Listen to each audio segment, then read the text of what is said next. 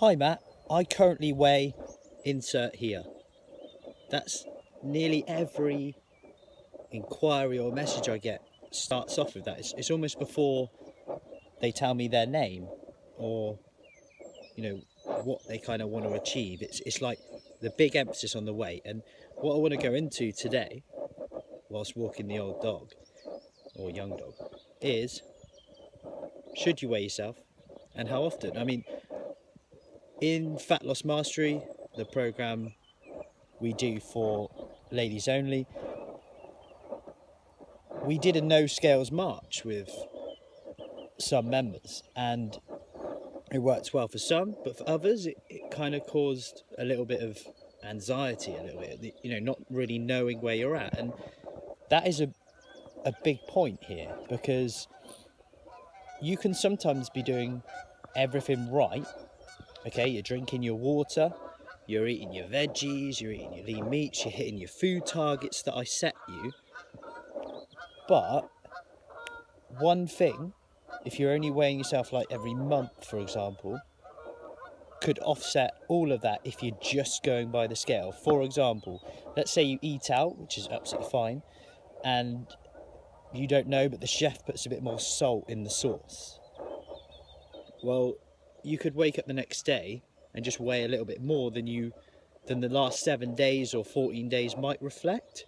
And that's where I think a lot of these slimming clubs kind of do cause a bit of anxiety at times, because you might weigh yourself in an evening. There's just so many variables. It could be that you're doing everything right, but you weigh yourself the day after a poor night's sleep. Let's say the kids were keeping you up, the baby was crying, whatever, work, stress, that kept you up, and the time between you finish your last meal and the time that you weighed yourself was shorter. If you don't sleep well anyway, you're probably going to weigh a bit more, stress.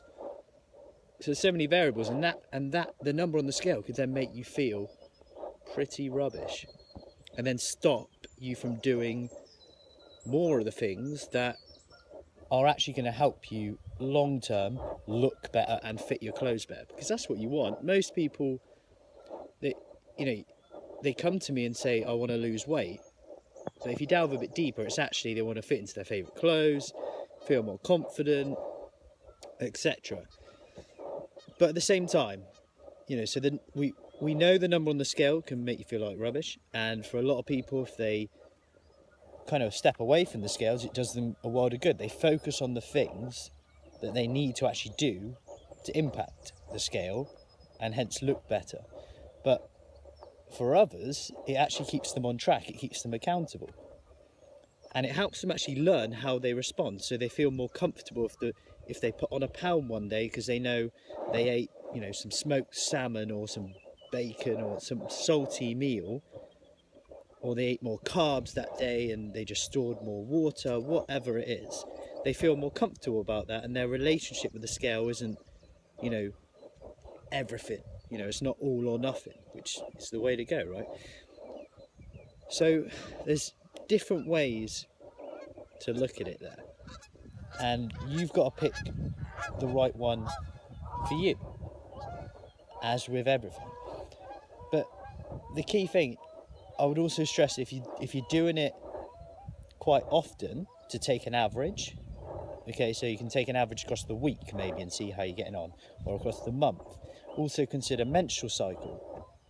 Okay, also consider the time of day you're doing it, the clothes you're wearing. So if you do it, my opinion, first thing in the morning after doing the business in the loo, same time, see how you go. Pick a day where things are quite smooth. So if for example, you're picking Sunday, but Saturday's your night out every week, that's consistent, yes, but where Saturday might be a bit up and down, sometimes you go for a bit of a heavy one, have a few bottles of wine or whatever, sometimes you don't. That's going to impact it quite a lot again. So just make it fit your lifestyle, and that's something we go through in Fat Loss Mastery. But yeah, what do you do? Let me know. How do you track it? Because it's just one variable. Remember that. So the scales are just one variable. That's why I get Fat Loss Mastery members to say, you know, have a look at your waist circumference. Have a look at progress pictures. How do you look? How do your clothes fit? What notch on the belt we're using? Oh, I put on a pound, but my waist is small. I'm fitting into new clothes this week. So actually, you know, we've got more information there. You're doing all the right stuff. Maybe it was just a bit of an anomaly. You step on the scales 2 days later, oh, I lost 3 pounds. You know, it's so don't take the scale as the be all and end all. I don't know where that comes from. It is an important indicator, don't get me wrong, but yeah, that's all I got for you, because I haven't thrown the tennis ball for the dog in a while, so I better get going. Take care, have a good day, and any questions you got, let me know. If you haven't registered for the free seminar yet, which is on Tuesday the 9th of May at Marlborough Golf Club, where Fat Loss Mastery member Cassie will be sharing her story, how she lost 2.5 stone, and has more energy. She's doing more stuff with her kids. I'll put the link in the comments, and yeah, register. We've only got 20 spaces altogether. I haven't checked actually how many spaces we got left, but yeah, I'll bring enough coffee to sort. So anyway, have a good day, take care, and speak soon.